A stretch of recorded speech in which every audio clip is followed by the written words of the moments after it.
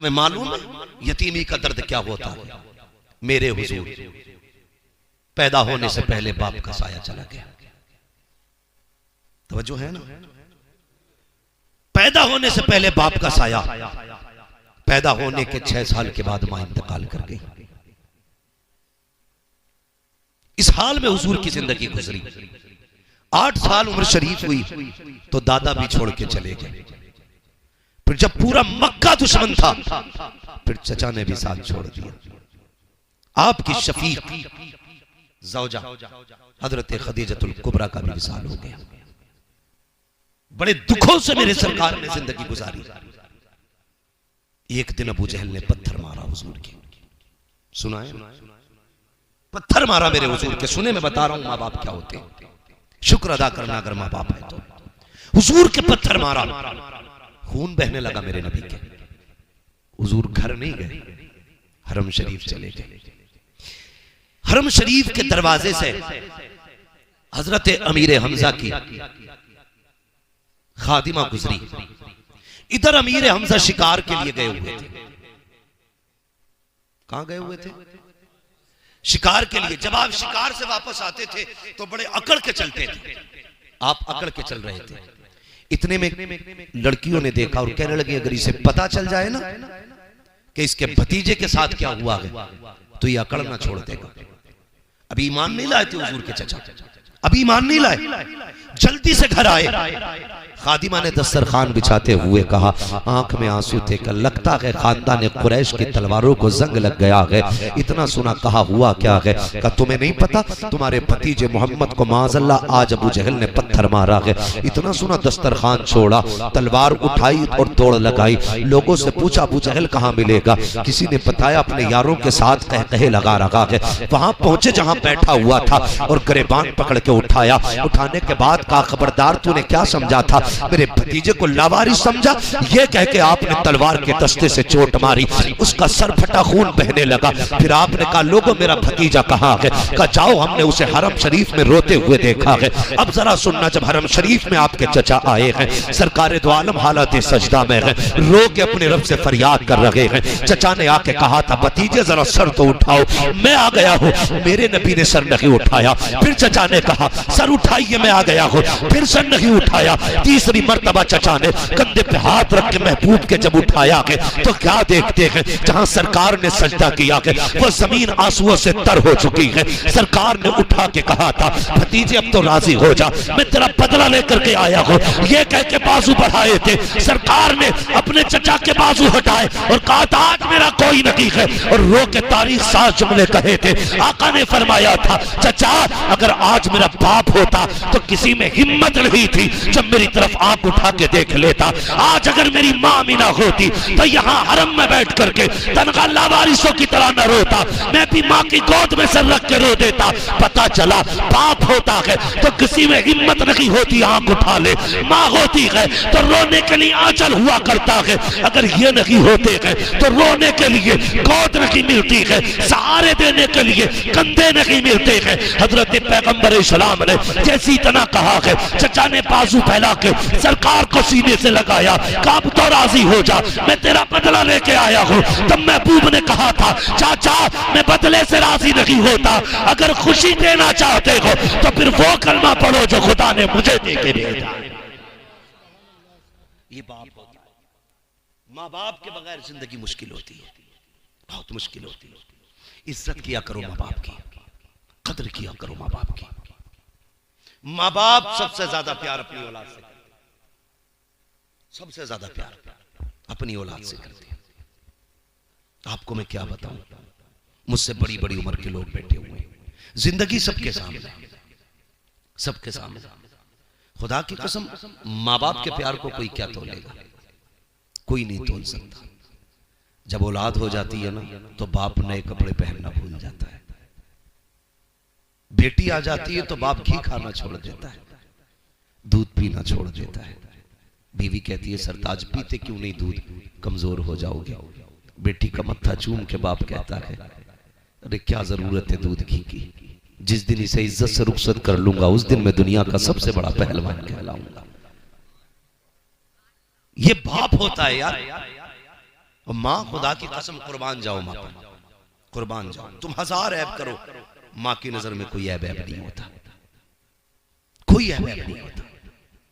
माँ कितनी सादी होती है यार, तुम माँ से कितनी आसानी से झूठ बोल जाते हो और माँ यकीन कर लेती है। सोचा तुमने, कभी ख्याल किया माँ क्या होती है? सबसे ज्यादा औलाद से माँ प्यार करती है। आओ तारीख का एक बाब और पलट दो, अभी वक्त है ना आपके पास, जरा कह दें या रसूल अल्लाह, मैं आपको बता दूं माँ क्या होती है। अल्लाह आपको सलामत रखे। कायनात में बड़े नसीबों वाली खातून सैयदा तय्यबा ताहिरा आबिदा जाहिदा तकिया नकिया ज़किया हजरत सैयदा फातिमा ज़हरा रज़ियल्लाहु ताला अन्हा। कितने नसीबों वाली, जिनका बाप नबियों का इमाम है। आपको इस बात पे सुभान अल्लाह कहना चाहिए था। हाँ, बड़े सीधे लोग हैं, मैं आपकी सादगी पे कुर्बान जाऊं। मैं इसको भी आपका प्यार कहूंगा कि आप इस प्यार से सुन रहे हैं कि आप सुभान अल्लाह कहना भूल गए। सैयदा फातिमा वो है जिनका बाप नबियों का इमाम है, जिनका शोहर वलियों का इमाम है, जिनके बेटे शहीदों के इमाम हैं और जो खुद जन्नती औरतों की सरदार है। इतनी बाज़मत शख्सियत खातून जन्नत सैयदा फातिमा ज़हरा है, जिनके बेटों को शहीद आजम कहा जाता है। वो खातून जन्नत सैयदा तय्यबा ताहिरा एक दिन घर में बैठी है। सुने मेरी माँ बहनें भी बहुत गौर से सुनना, अंदाज़े में मेरा बहुत शौक नहीं है, शायद कि उतर जाए तेरे दिल में मेरी बात, बहुत गौर से सुनिएगा। जब आपकी जिंदगी के आखिरी लम्हात आए ना, हजरत अली रजी अल्लाह तआला अन्हु घर में तशरीफ लाए। देखा खातून जन्नत सैयदा फातिमा ज़हरा अपने हाथ से झाड़ू लगा रही है, सारे कपड़े धो दिए। उसके बाद कहने लगी अली मैंने तुम्हारे सारे कपड़े धो दिए, जो तुम्हारे सर पे अमामा है ना ये भी दे दो, धुल देती हूँ। हजरत अली मुस्कुरा के कहने लगे लगता है फातिमा आज तबीयत ठीक है, आज खुद काम कर रही हो? कहने लगी अली वक्त कम है, ज्यादा बात करने का वक्त नहीं है, जल्दी से अमामा दें। हजरत अली ने अपना अमामा उतार के दिया, खातून जन्नत उसको धुलने में लग गई। आप आए, कहने लगे कनीज से क्या बात, आज फातिमा की तबीयत ठीक है? उसने रो के कहा जब से सुबह हुई है ना फातिमा मुझे कोई काम नहीं करने दे रही है, फातिमा मुझे कोई काम नहीं करने दे रही है। आप आए, कहने लगे फातिमा खैर तो है? कहने लगे अली वक्त कम है। जब आपने बेटों को नहलाया और कपड़े पहनाने लगी तो रोने लग गई। तब हजरत अली की समझ में बात आई, कहा था फातिमा खैर तो है, आज क्यों रो रही हो? तो फरमाने लगी आज इसलिए रो रही हूं अली, आज मैंने बेटों को नहलाया है, कल खुदा जाने मेरे बाद कौन नहलाएगा। इतनी बात सुनी हजरत अली की चीख निकल गई, क्या कहना चाहती हो? काली आज मेरा दुनिया से जाने का वक्त आ गया है। हजरत अली ने सैयदा फातिमा का हाथ पकड़ा, कहने लगे फातिमा भी दिन की रफाकत कितनी गुजरी है, इतनी जल्दी साथ छोड़ के जाने की बात, और ये देख छोटे छोटे बच्चे हैं, ऐसी बात न कर। सैयदा कहने लगी अली आज मैं फजर की नमाज पढ़ के मुसल्ले पे बैठी थी, मेरी आंख लगी तो मेरे बाबा तशरीफ लाए थे और फरमा रहे थे फातिमा आज सहरी अली के दस्तरखान पे खाई है, इफ्तार मोहम्मद के दस्तरखान पे करना है, इफ्तार मेरे दस्तरखान पे करना है, अली वक्त कम है। जैसी इतनी बात कही शहजादों को तैयार किया और करने के बाद कहा जाओ नाना से सलाम कह के आओ। इधर शहजादे घर से निकले, खातून जन्नत ने अली का हाथ पकड़ा, अली जरा आइए आपसे कुछ बातें करनी है। अब मेरी बहनें भी गौर से सुने और भाई भी गौर से सुने, बेटे भी गौर से सुने। खातून जन्नत हाथ पकड़ के लाई, कहने लगी अली जरा आइए कुछ बात करनी है। जब आके बैठे हजरत अली ने कहा कहो फातिमा क्या कहना चाहती हो? कहा अली पूरी जिंदगी तेरे साथ गुजरी है, अली जो जिंदगी के अयाम गुजरे हैं, ए अली अगर कोई खता हो गई हो तो माफ कर देना, कोई गलती हो गई हो तो माफ कर देना। अब हजरत अली की चीख निकल जाती है, खातून जन्नत मुझसे माफी मांग रही हो, माफी तो मुझे मांगनी चाहिए, जिस दिन से मेरे घर में आई हो अभी तक कभी सुख का तुमने एक सांस नहीं लिया है, दुख के सिवा तुमने कुछ नहीं पाया है, तुम सैयदुल अंबिया की बेटी हो, मेरे घर के अंदर आज तक तुमने पेट भर के खाना नहीं खाया, खातूने जन्नत मुझे माफी मांगनी चाहिए। सैयदा फातिमा ने कहा था अली, हो सकता है जिंदगी में कोई खता हो गई हो, तुमने कपड़े धोने के लिए कहा हो, मुझसे धुलने में ताखिर हो गई हो, तुमने रोटी बनाने का हुक्म दिया है, मुझसे बनाने में देर हो गई हो, ए अली ऐसा हो गया हो तो माफ कर देना। हजरत अली ने कहा फातिमा जाओ, मैंने रब की रजा के लिए माफ किया। अगली बात खातूने जन्नत की सुनना, आपने फरमाया ए अली, जब तक मैं तुम्हारे निकाह में थी उस वक्त तुम्हें दूसरे निकाह की इजाजत न थी, आज फातिमा जा रही है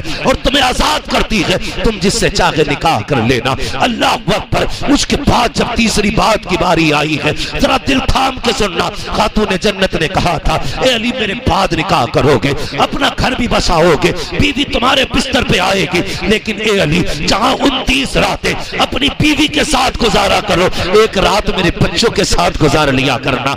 ये माँ हुआ करती है, ए अली एक रात मेरे बच्चों के साथ गुजार लिया करना। खातून जन्नत किस लिए, कब मेरे बगैर बच्चे पता नहीं कैसे जिंदगी गुजारेंगे। ए अली ये हमेशा मेरे दामन से जुड़े रहते हैं, अगर मैं न रही तो कली ने मेरी याद आएगी। अली बीवी में इतने मसरूफ ना हो जाना, मेरे बच्चों को भी देख लिया करना।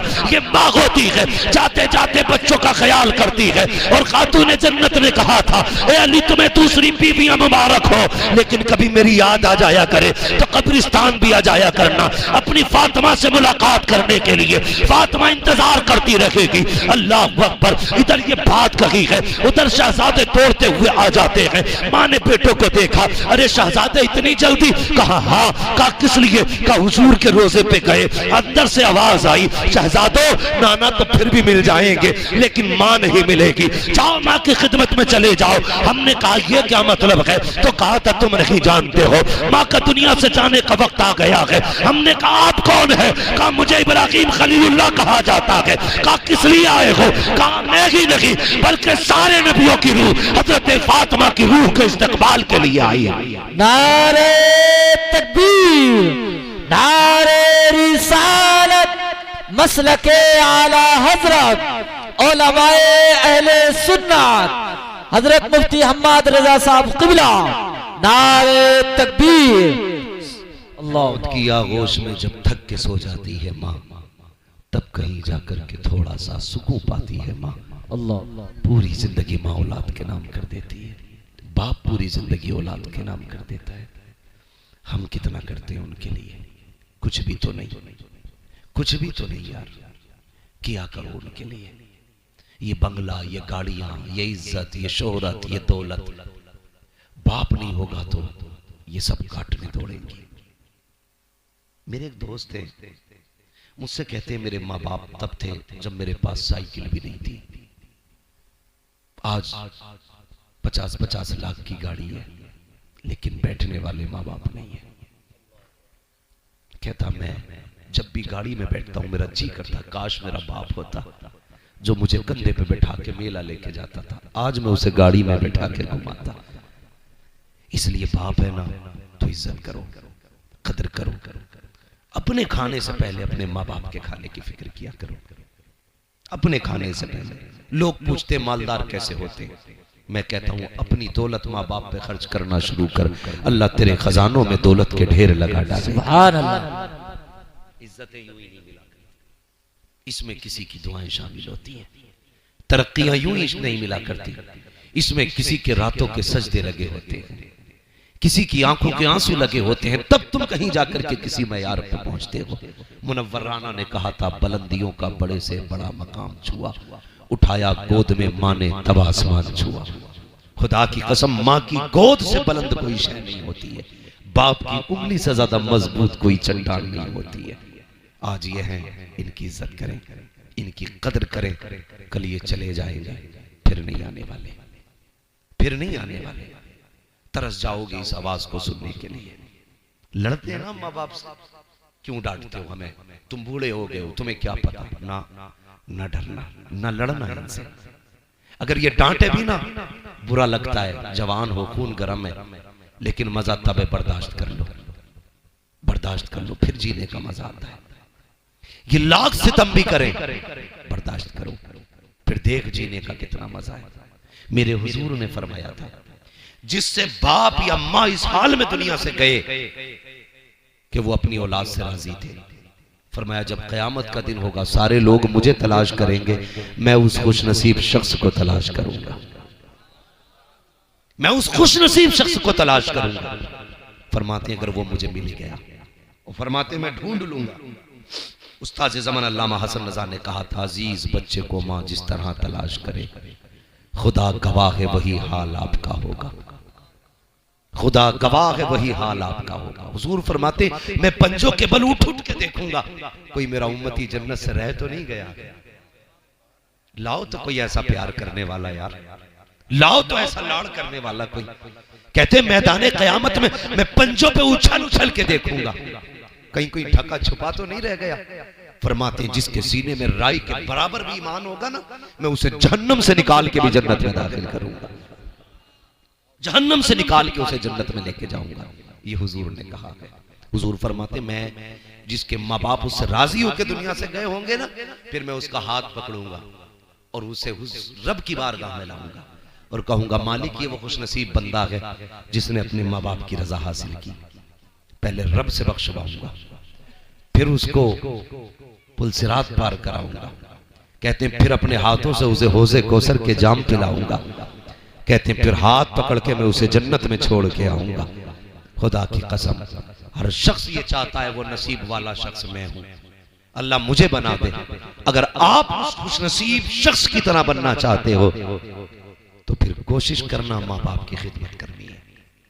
करेंगे इंशाअल्लाह, बोलो इंशाअल्लाह, माँ बाप की खिदमत करेंगे इंशाअल्लाह। हाँ खिदमत कीजिएगा। एक बात बता दूं, लोग कहते हैं जी मैं बड़ी खिदमत करता हूं अपने अब्बा की, और बाप से अगर पूछो ना औलाद प्यार करती है कि नहीं, अगर औलाद एक वक्त की रोटी भी नहीं देती ना, बाप फिर भी कहता तीनों टाइम घी से लगा के दे रहा है। बाप फिर भी कहता 3 टाइम घी से खिला रहा मेरा बेटा। क्यों? डर से नहीं, सिर्फ इसलिए कि मेरा बेटा रुसवा ना हो जाए। वो जुमे के दिन मस्जिद में आएगा, लोगों के बीच बैठता है, खड़ा होता है चौक में। अगर मैंने कह दिया मेरा बेटा मुझे रोटी नहीं देता, फिर मेरा बेटा किसी चौक में खड़े रहने के लायक नहीं रहेगा, लोग ताने दे के मार देंगे। इसलिए बाप झूठ ही कहता रहता मेरा बेटा बड़ा अच्छा है।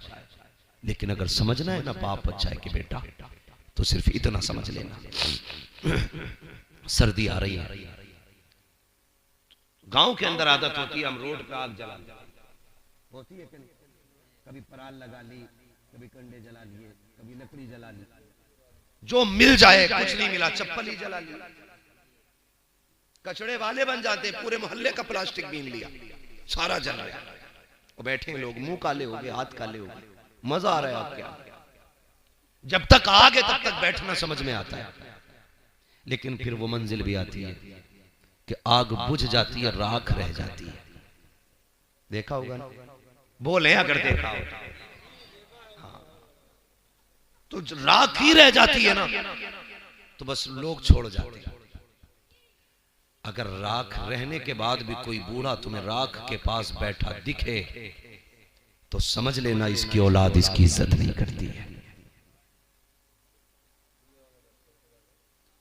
अगर इसकी औलाद इसकी इज्जत करती तो ये बूझी राख के आगे नहीं बैठा होता, घर में इसके लिए कंबल लगा होता, रजाई में बैठता, इसका जी चाहता तो चूल्हे पे बैठ के रोटी खाता।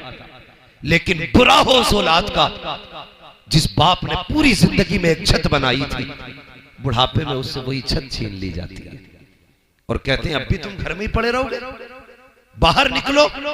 यार इसकी पूरी जिंदगी तो बाहर गुजर गई, अब तो कम से कम इसे छत में रहने दिया जाए, अब तो इसे छत में रहने दिया जाए। अगर चाहते हो अल्लाह और उसका रसूल राजी हो तो माँ बाप को राजी करो। सुनो, अगर बत्ती हर जुमेरात जलाने जाते हो, रोज अगर बत्तियां सुलगाने मजारों पे जाया करते हो, सबसे बड़ा मजार तेरा बाप है, सबसे बड़ी दुआओं की जन्नत तेरी माँ है। मजार पे बाद में जा, इनके कदमों में पहले बैठा करो। खुदा की कसम खा के कहता हूँ, अगर माँ बाप नाराज है तो वली की बारगाह तो क्या, काबे में भी जाके कुछ नहीं मिल सकता। माँ बाप को राजी कर ले, घर बैठे बैठे खुदा तेरी सारी जरूरतें पूरी फरमा दे। नारे तकबीर, नारे रिसालत, मसलके आला हजरत मुफ्ती हम्माद रजा साहब क़िबला, नारे तकबीर। सुभान अल्लाह, जिंदाबाद। आखिरी बात और कह जाऊं, ये मेरी बातें वो थी जो तुम्हें एक एक बात याद रखनी है, इससे हटे तो खैरियत नहीं है। ना मैं यहां नारे लगवाने आया, आप मेरे इलाके के हो, मैं आपके इलाके का हूं, मुझे आप अच्छी तरह जानते हो, मैं आपको अच्छी तरह जानता हूं। यहां कोई किसी को समझाने बुझाने नहीं आया था, सिर्फ इसलिए आया था ताकि हमारी जिंदगी में जो कमियां हैं कम से कम किसी एक लेवल की कमियों से तो दूर हुआ जा सके, सिर्फ इसलिए आया था। आज बुरे भाई कब्र में है, खुदा की रहमतों के सिवा कोई सहारा नहीं है। एक दिन हमारा भी वही ठिकाना बनना है। खुदारा सबसे बड़ी तकलीफ हमारे मुआशरे और सोसाइटी में यह है, इस बात को सारे भाई मेरे सुने, बाप के इंतकाल के बाद भाई बीवियों के पल्लू से ऐसे लिपट जाते हैं कि फिर वो सारे रिश्ते भूल जाते हैं। अगर बाप इंतकाल कर गया तो भाइयों की जिम्मेदारी है वो बहनों को बाप का प्यार दें। वो मैं हूं या आप हो, आपकी घर की बात हो या मेरे घर की बात, ऐसा नहीं होना चाहिए। बहन दरवाजे पर आए बाप के इंतकाल के बाद, बीवी कहे इससे कह कि ये कम आया करे, और तू कुत्ते जैसी शक्ल बना के उसे देखे, कुत्ते जैसी सूरत बना के उसे देखे, ये नहीं होना चाहिए। अगर तुझे पता चले मेरी बहन आ रही है, तो जैसे बाप बेटी के आने पे खुश होता था, तू बहन के आने पे मुस्कुरा दे।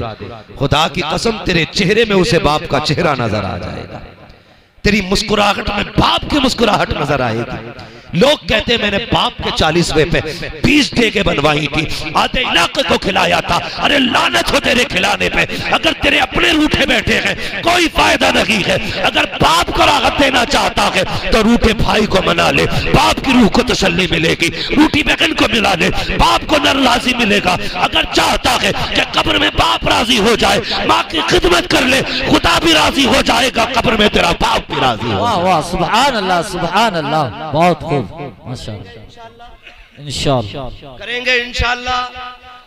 कोशिश ये कीजिएगा माँ बाप के बाद रिश्तेदारों को उनका रिश्ता देना। वो भाई खुश नसीब होता है जो बहनों को बाप के बाद बाप का प्यार दे। वो भाभियां नसीब वाली होती हैं जो सास के बाद नंदों को माँ का प्यार दे। किसी के खाने से कम नहीं होता, अलबत्ता किसी के आने से रिस्क में बरकत जरूर हो जाया करती है। वो कहा था ना किसी ने, अल्लाह मेरे रिस्क की बरकत न चली जाए। 2 रोज से घर में कोई मेहमान नहीं है, अगर मेहमान आते हैं अल्लाह रिस्क में बरकतें अता करता है।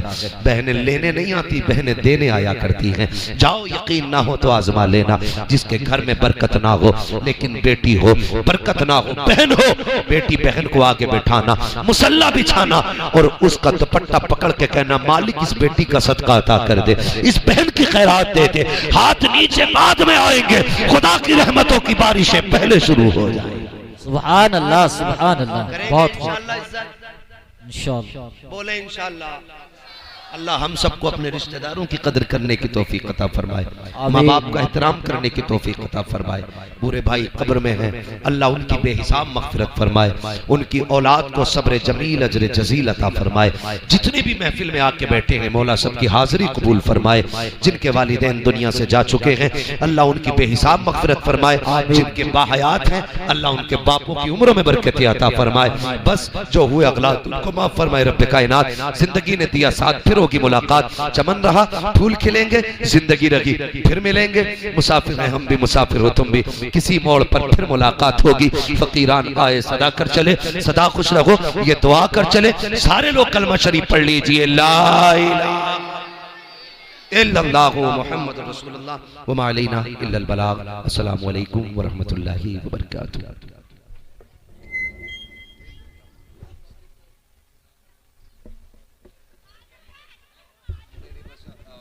आखिरी फरमाइश मुझसे कहा गया हुजूर का शजरा बयान कर दिया जाए, लेकिन मेरा मसला है कि ये भी है, मैंने आप सब तक हाथ उठा के सुभान अल्लाह नहीं कहलवाया चेयरमैन साहब, मैं जबरदस्ती नहीं करता हूं। मैं एक बात जानता हूं, सुभान अल्लाह का ताल्लुक दिल से होता है।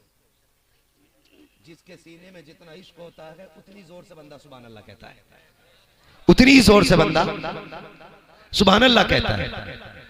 और हाथ इसलिए नहीं उठवाता, मर्जी है आपकी, महफिल उनकी है तो सुभान अल्लाह भी वही कहलवाएंगे जिससे वो चाहते हैं, उससे अपने रब का नाम दिलवा देते हैं। इसलिए मैं कभी किसी को मजबूर नहीं करता, टांग उठा के कहो, हाथ उठा के कहो, उछल के कहो, कूद के कहो, क्यों भाई इंसान का बच्चा नहीं। इस्लामिक नातो बयान सुनने के लिए हमारे YouTube channel Hashim cyber world को सब्सक्राइब करें।